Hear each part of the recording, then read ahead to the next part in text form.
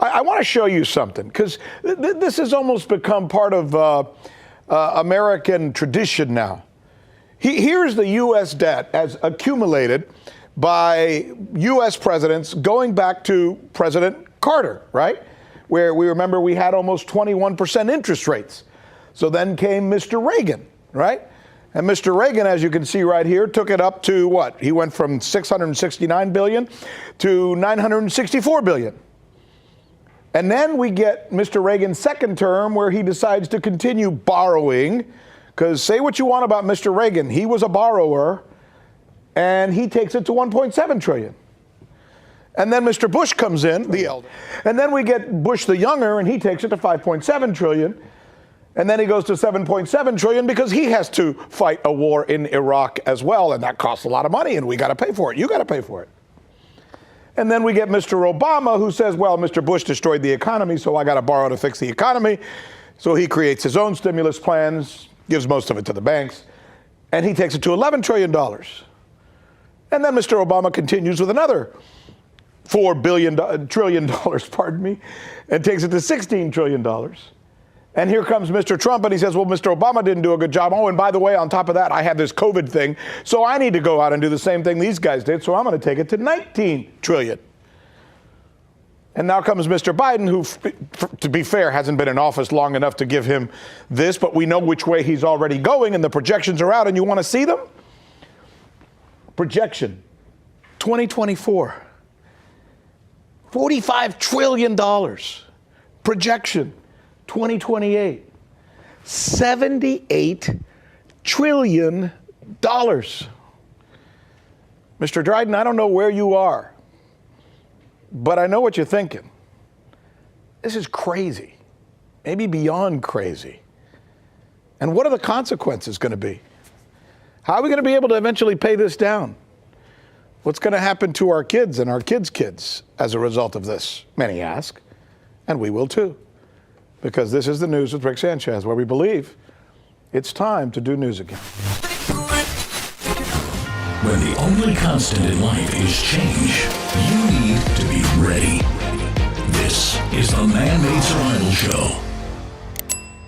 Welcome back, everybody. My name is Jose Prado with Man-Made Survival, and I'm very glad that you're here with me today, because as you heard the video that introduced this podcast is going to be a very serious, very important podcast. So I really do encourage you to share this one with your friends and family all through your social media, because they need to understand this information. The projections are out. By 2024, which, would make it the end of Joe Biden's presidency if he doesn't get reelected, the debt would be at $45 trillion. And if he does get reelected, by the end of it, it's going to be $78 trillion. So we really have to ask ourselves, and, having these projections is kind of a good thing, because now we know that within the next 3 years, the dollar could possibly collapse. Because can we really take it to $45 trillion? Or how about $78 trillion? Can we really take it to $78 trillion? Now that you have this projection, with the first one being 3 years and the next one the next 7 years, that's how important in the sense of urgency that you need to have for your preparedness. Because, here in Alabama, we had rough weather last week, and we're supposed to have rough weather tomorrow. Last week we had tornadoes, and I can't remember exactly how many it was just at the top of my head, but I believe it was like 37 tornadoes. Just in Alabama alone. But, that destruction that those tornadoes made, it was local. The rest of the country probably didn't even know that it was happening in Alabama. Their life didn't stop. They just went on with their life. While people in Alabama were hiding in their basements, they were hiding in the bathrooms, and maybe in their storm shelters if they had any. But the rest of the country was fine. With this that we're talking about, with the finances, with the dollar collapsing, it's going to affect everyone all throughout the country, including places all around the world. So that's why it's important for us to understand this information, to pay attention to it without getting too technical about it, because, we need to understand it to the most basic level and understand that we have to prepare with everything that I've always taught you here, with water, with food, communications, medicine, tactical, all the rest. So now that you have a time frame, you really have to sit down and look at everything you have, especially since they're giving out stimulus, every other month. This is the third one. And the U.S. debt as of right now, coming from the usdebtclock.org, it reads that it's $28.090 trillion. So 28 trillion, 90 billion, and then, the rest of the numbers change really quickly. But really, this does not include the $1.9 trillion that the Biden administration just passed. And not counting the one from December. So really, in my calculations, we have around $32 trillion in debt that is not officially counted yet. So at what point does the rest of the world realize that the debt the U.S. has will never be paid back to them?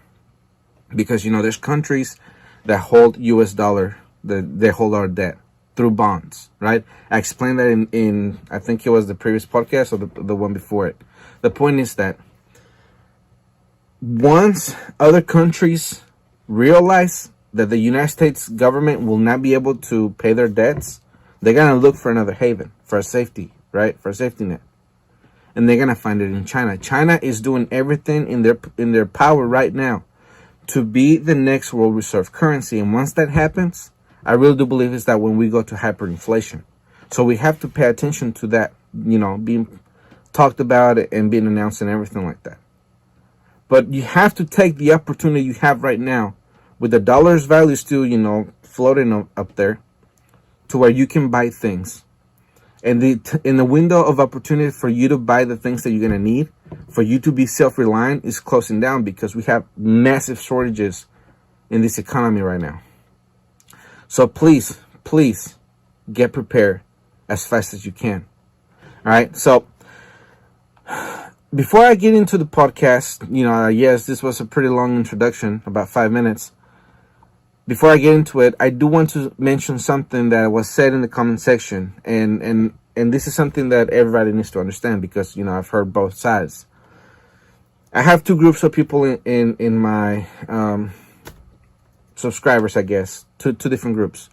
One group likes to listen to the hour-long podcast because they download it, put it in an MP3 player, and they listen to the podcast as they work. Other people don't like listening to the whole hour, so they're recommending 15, 20 minutes. And I'm talking about Matt in the comment section and Mike, who I know, in my private life. So I'm going to do both. I'm going to release the full podcast, which, I like it to run as much as it will because I don't want to limit the information, but I will, keep it at an hour. If I go, let's say, an hour and 30 minutes, I will do 1 hour and then 30 minutes, or 45 minutes and 45 minutes. The point is that even if the podcast does go long and I split it in two, I will make the 1 hour into 15, 20 minute clips or, videos.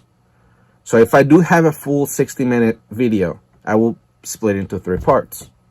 And then let's say the other part of the podcast is another 20 minutes, then that will stand alone. And I want to talk about this because, it has been something that the audience has talked about and they've been telling me about, so I'm addressing the issue. All right, so if you see in the podcast, if you see in the video section that I have the full podcast and then the part split up, then you know why. All right, so I just want to touch on that real quick. And also want to remind you that this podcast is sponsored by you through the MidmanSurvivalStore.com. So I would really appreciate if you can go over there, check it out, and get the things that you need for your preparedness because, the window of opportunity is closing, as I was mentioning a minute ago. But now you will find everything you need on there, but that's not the only thing. You will also find the book that I'm giving away for free. And the link to that site that will get you to the free book is right there in the front page of MidmanSurvivalStore.com. The book is absolutely free, but we do need your help with shipping. The shipping is $9.99. The book retails for $24.99, so you are in fact getting it for free. And the reason that I want to give it out for free is because there's a lot of information in there that's going to be beneficial for you. But not only that, I want you to take that book and give it to someone else that you want to start getting prepared. because they're going to see in that book the things that they should get prepared for and how to prepare for that. All right. And most of it is going on right now. So I would really encourage you to go in there and check it out. MidmanSurvivalStore.com. All right. So as I mentioned a minute ago, the collapse of the dollar will be a big event that will pretty much paralyze the entire country and parts of the world too, because, for example, Venezuela, they depend a lot on the US dollar to be able to have goods in their own country, because their own currency is worthless. So what would happen in Venezuela if we have the dollar and it becomes useless? What would happen to them? Now they have two worthless currencies. So then, for them, that's a double whammy. But for us, would be pretty much the end of the world. They already have gone through the period, and they're still in it, of hyperinflation and lacking a lot of stuff. So for them, it would be just a regular day. For us, it's going to be very devastating, especially for the middle class, because, we do have the entire economy split into three parts. One would be the upper middle class and higher, to the rich people, and then the mega wealthy. The middle class, and then I would say lower middle class down to the working poor.